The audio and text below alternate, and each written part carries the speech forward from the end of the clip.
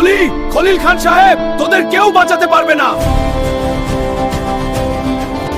দেখো ওরা আমাদের ধরতে আসছে, কলি চলুন। এখন কি হবে খান সাহেব? কলি, কে ওরা?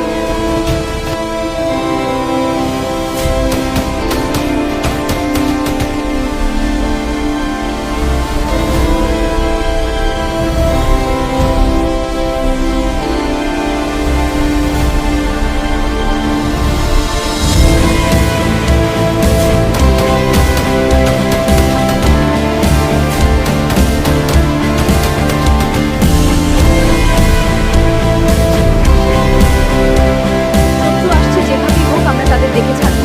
কলি চলুন।